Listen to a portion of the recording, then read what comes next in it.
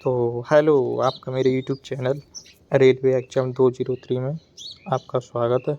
तो ये repeated question है। आपको तो पता होगा कि मैं पहले भी को सेट करा चुका हूँ, जो ग्रुप डी के लिए और टेक्निकली एनटीपीसी के लिए बहुत इंपॉर्टेंट क्वेश्चन है, और देखा जाए तो वो ग्रुप डी के लिए बहुत इंपॉर्टेंट फैक्ट है।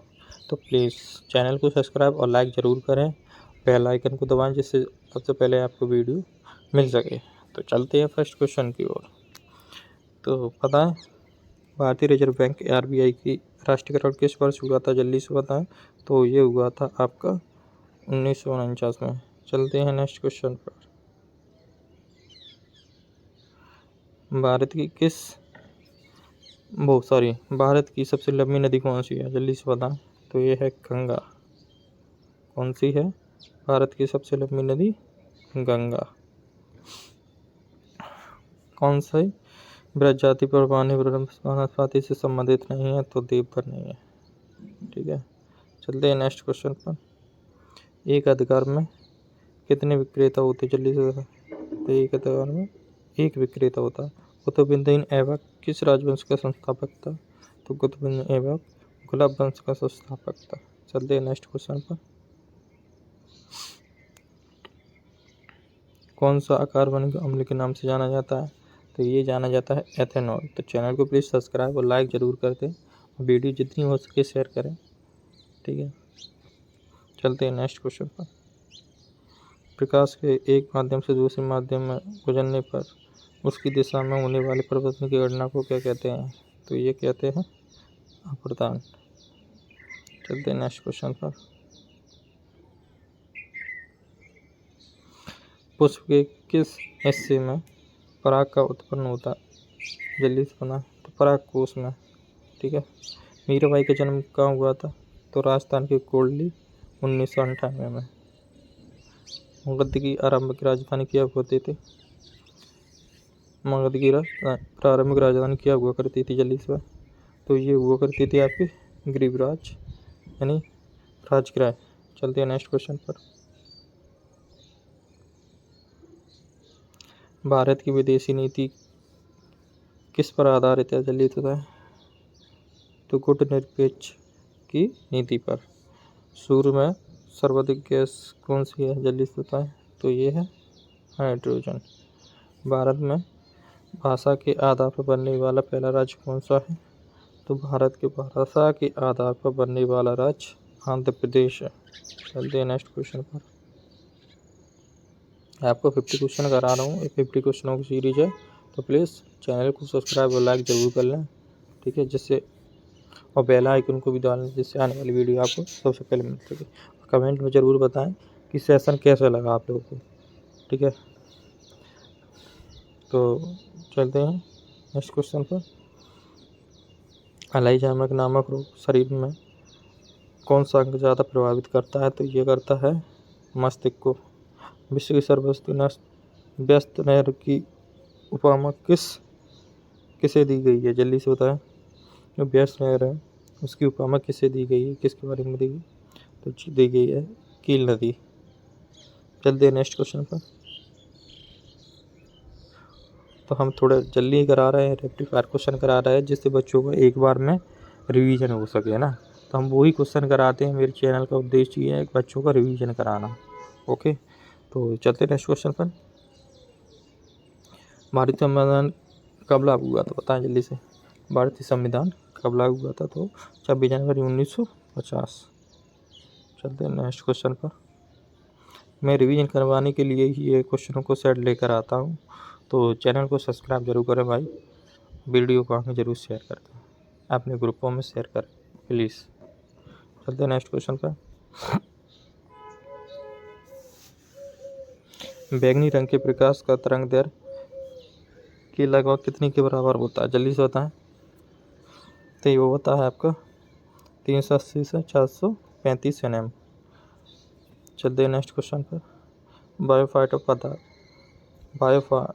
बायोफाइटा पादप सामान्यतः कहाँ पाए जाते हैं? जल्दी से बताएं। बायोफाइटा पादप सामान्यतः कहाँ पाए जाते हैं? तो नव एवं छायादार आवासों में। ठीक है, अम्लीय जठर रस किसके द्वारा स्रावित होता है? अम्लीय जठर रस किसके द्वारा स्रावित होता है? तो ये आमाशय के द्वारा। चलते हैं नेक्स्ट क्वेश्चन पर। वर्ष 1854-1856 ईसा में क्रीमिया युद्ध किनके बीच लड़ा गया था? जल्दी से बताएं।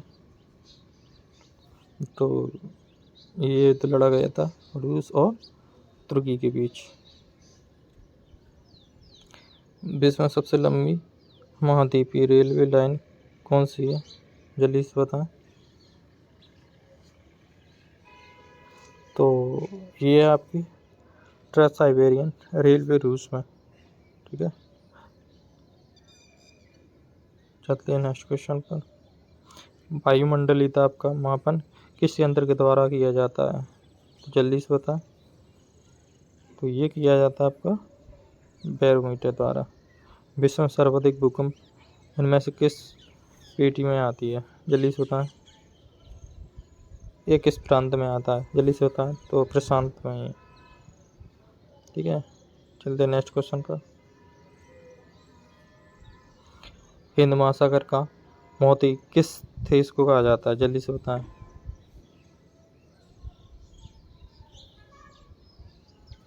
तो ये कहा जाता है आपका श्रीलंका को। ठीक है, हिंद महासागर का मोती किसे कहा जाता है? तो श्रीलंका को कहा जाता है। किसे 7 पहाड़ियों का नगर कहा जाता है? जल्दी से बताएं। तो ये कहा जाता है आपके रोम को। चलते हैं नेक्स्ट क्वेश्चन पर।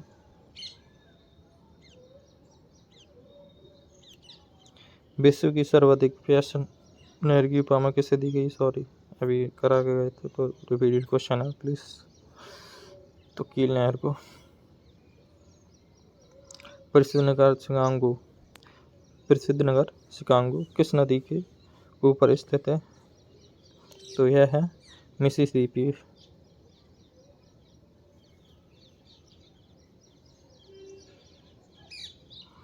चलते हैं नेक्स्ट क्वेश्चन पर।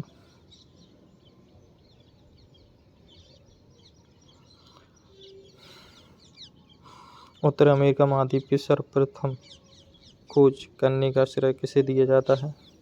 तो जल्दी से बताएं किसे दिया जाता है? तो ये दिया जाता है कोलंबस को दिया जाता है। विश्व का सर्वश्रेष्ठ मरुस्थल कौन सा है? तो ये है आटाकामा। चलते हैं नेक्स्ट क्वेश्चन पर। तो जल्दी आप करिए ना। आइवरी तट कहाँ स्थित है? तो पश्चिम अफ्रीका में। किसने 1858 में झांसी के किले की घेराबंदी की थी? जल्दी से बताएं। किसने 1858 में झांसी के किले की घेराबंदी की थी? तो हुमायूं रोज ने। जल्दी से बताएं।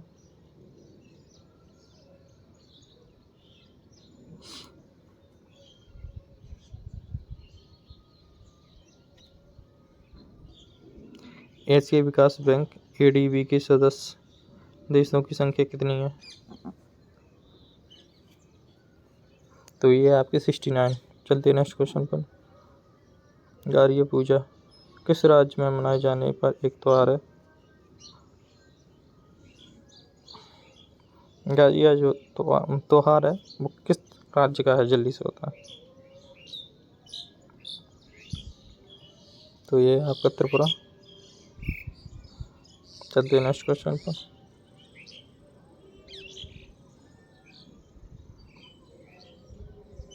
कौन से ऐसे वृक्ष है जिनमें पत्तियों की बजाय सुइयां और फूलों की बजाय शंकु होते हैं? जल्दी से बताएं। तो ये होते हैं आपके शंकुधारी सदाबहार वन। ठीक है, शंकुधारी और सदाबहार वन। चलते हैं नेक्स्ट क्वेश्चन पर।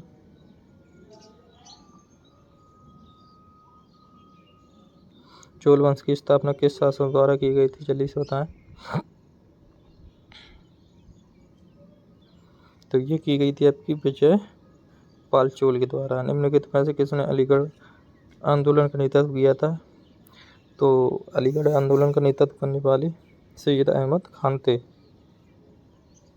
सैयद अहमद खान। चलते हैं नेक्स्ट क्वेश्चन पर। इनमें से किस उपकरण का उपयोग अवशोषित या विकसित फार्मा को मापने के लिए किया जाता है? जल्दी से किया जाता है किसको? अवशोषित या विकसित ऊष्मा को मापने के लिए किसका उपयोग किया जाता है? तो कैलोरीमीटर का उपयोग किया जाता है। कैलोरीमीटर का उपयोग किया जाता है। चलते हैं नेक्स्ट क्वेश्चन पर।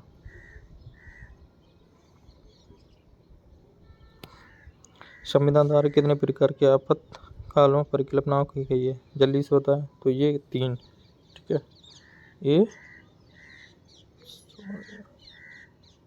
ये 3 प्रकार की होती हैं। कौन कौन सी होती हैं?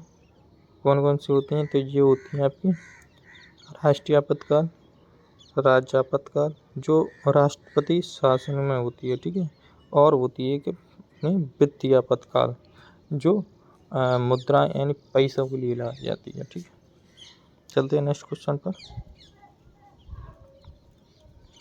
भारतीय संविधान का कौन सा अनुच्छेद राष्ट्रीय अनुसूचित जाति आयोग से संबंधित है? जल्दी से बताएं कौन सा है? तो यह है 338, ठीक है। यह है आपका 338। सोनपुर मवेशी मेला किस राज्य का प्रसिद्ध संस्कृत कार्यक्रम है? जल्दी से बताएं। मवेशी यानी भैंसों का मेला, जल्दी से बताएं कहाँ पर लगता है जो प्रसिद्ध है? तो वो लगता है बिहार में, ठीक है, बिहार में। चलते हैं नेक्स्ट क्वेश्चन पर।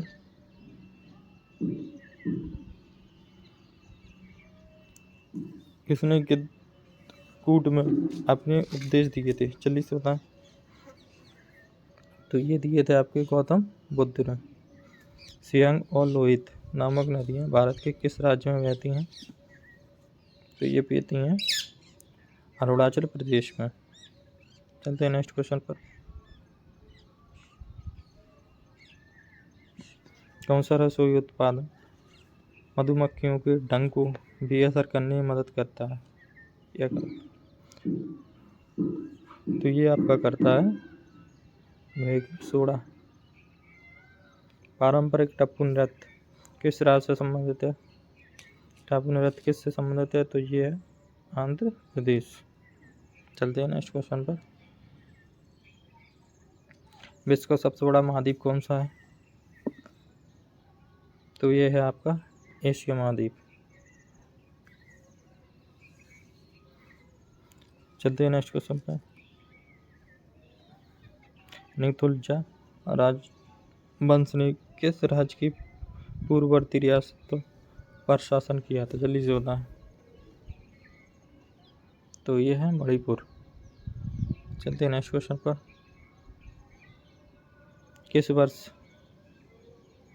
किस वर्ष अल्फाफोर डी अल्बुकर्क ने कुछ स्थानीय लोगों की मदद से गोवा को अपने अधीन कर लिया था? तो ये था 1510। जल्दी से बताएं। अल्फासो डी अल्बुकर्क ने स्थानीय लोगों की मदद से गोवा को अपने अधीन कर लिया था। तो ये अधीन कब किया था? तो ये किया था 1510 ईसा में। चलते हैं नेक्स्ट क्वेश्चन पर। शेर सूरी और हुमायूं के बीच कन्नौज का युद्ध कब लड़ा गया? जल्दी से बताएं। शेर सूरी और हुमायूं के बीच युद्ध हुआ था। तो ये युद्ध हुआ था आपका 1540 ईसा में। चलते हैं नेक्स्ट क्वेश्चन पर। भारतीय संविधान का भाग 4A कितने मौलिक कर्तव्य हेतु प्रावधान करता है? तो ये करता है आपका 11। चलते हैं नेक्स्ट क्वेश्चन पर। और ये आपका लास्ट क्वेश्चन है, ठीक है। तो चैनल को प्लीज़ सब्सक्राइब और लाइक ज़रूर कर लें, ठीक है। ये अपने चैनल का नाम है भाई, ठीक है। तो प्लीज़ चैनल को सब्सक्राइब ज़रूर करें, जितना हो सके वीडियो को आगे भी शेयर कराएं। तो मैं वही क्वेश्चन लेकर आता हूँ जो आपके एग्जामों के लिए इम्पोर्टेंट होते हैं। तो 1191 में उत्तरायण के प्रथम युद्ध में पृथ्वीराज चौहान ने किसको पराजित किया था? जल्दी से बताएं। 1191 उत्तरायण के प्रथम युद्ध में पृथ्वीराज चौहान ने किसको पराजित किया था? जल्दी से बताएं। तो ये किया था अंसार को। ठीक है, याद कर लेना, अंसार। तो थैंक यू गाइस। तो चैनल को सब्सक्राइब लाइक ज़रूर करें। ओके।